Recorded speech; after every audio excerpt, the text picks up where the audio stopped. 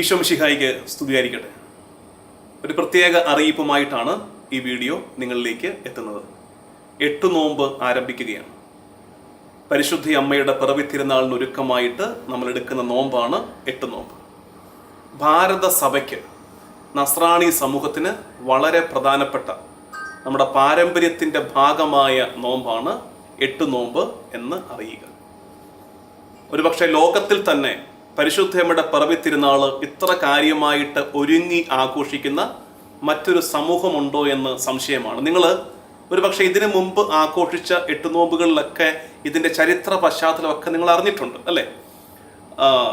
ഭാരത നസ്രാണി സ്ത്രീകളുടെ മാനത്തെ കവർന്നെടുക്കാൻ വേണ്ടി ശത്രുക്കൾ വന്ന ഒരു കാലത്ത് ഇവിടുത്തെ സ്ത്രീകൾ ദേവാലയത്തിൽ പ്രവേശിച്ച് പരിശുദ്ധി അമ്മയ്ക്ക് തങ്ങളെ തന്നെ സമർപ്പിച്ച് ഭജന ഇരുന്ന് എടുത്ത നോമ്പാണ് ഈ 8 നോമ്പ്. അതുകൊണ്ട് തന്നെയാണ് ഈ നോമ്പിന് സ്ത്രീകളുടെ നോമ്പ്, ശുദ്ധതയുടെ നോമ്പ് എന്നൊക്കെ അറിയപ്പെടുന്നത്. 8 നോമ്പ് നമുക്ക് ഒരുമിച്ചെടുക്കാം. അത് പറയാനായിട്ടാണ് ഇങ്ങനെയൊരു സ്പെഷ്യൽ വീഡിയോ. 8 നോമ്പ് ഒരുമിച്ചെടുക്കാം പല കാരണങ്ങൾ കൊണ്ട്. ഒരു ലളിതമായ കാരണം പറയാം. 8 ദിവസമല്ലേ ഉള്ളൂ. 25 നോമ്പ് എടുക്കാൻ ബുദ്ധിമുട്ടുണ്ട്, 50 നോമ്പ് ഭയങ്കര ബുദ്ധിമുട്ടുണ്ട്. കാരണം ഇത് കുറച്ച് ദിവസമുണ്ട്. അങ്ങനെ എടുത്ത് ശീലിച്ചിട്ടാത്തവർക്ക് ഈ നോമ്പ് എടുക്കാം. 8 നോമ്പ്, ആഫ്റ്റർ ഓൾ ജസ്റ്റ് 8 days. അത് ഓർത്തെങ്കിലും നമുക്ക് ഈ നോമ്പ് എടുക്കാം. 2, ഇത് സ്ത്രീകളുടെ നോമ്പ് എന്നറിയപ്പെട്ടിരുന്നത് ശുദ്ധതയുമായി ബന്ധപ്പെട്ടാണ്. ശുദ്ധത സ്ത്രീകൾക്ക് മാത്രമല്ലല്ലോ, പുരുഷന്മാർക്കുള്ളതല്ലേ, കുട്ടികൾക്ക് വേണ്ടതല്ലേ. നമുക്ക് എല്ലാവർക്കും കൂടെ പരിശുദ്ധ അമ്മയുടെ മാധ്യസ്ഥ്യം തേടി ഈ നോമ്പ് എടുത്ത് പ്രാർത്ഥിക്കാം. ഈ നോമ്പിന്, 8 നോമ്പിന് ഫീഡ് മൈ ഷീപ്പ് നിങ്ങൾക്കായി ഒരുക്കുന്ന ഒരു പ്രത്യേക ശുശ്രൂഷയാണ് അമ്മമര തണൽ. നമുക്കൊക്കെ നമ്മുടെ അമ്മമാർ വലിയ തണലാണ്. വാടിപ്പോകുന്ന നേരത്ത് ഒന്ന് ചെന്നിരുന്ന് ആശ്വാസം പ്രാപിക്കാൻ ഒരിടമാണ് അമ്മ. അങ്ങനെയാണെങ്കിൽ സ്വർഗത്തിൽ നമുക്കൊരു അമ്മയുണ്ട്.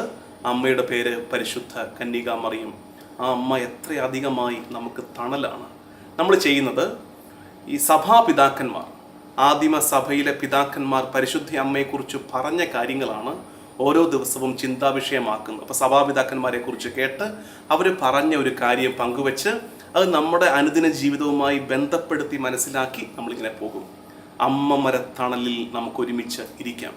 വിശ്വാസത്തിൻ്റെ വേനല് എല്ലായിടത്തും പടർന്നു പിടിക്കുമ്പോൾ, നിരാശയുടെ വരൾച്ച പടർന്നു പിടിക്കുന്ന ഒരു കാലത്ത് അമ്മമരത്തണലിൽ പോയിരുന്ന് ആശ്വാസം പ്രാപിക്കാം.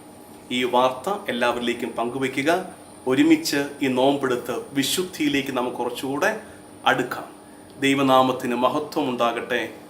ആമേൻ.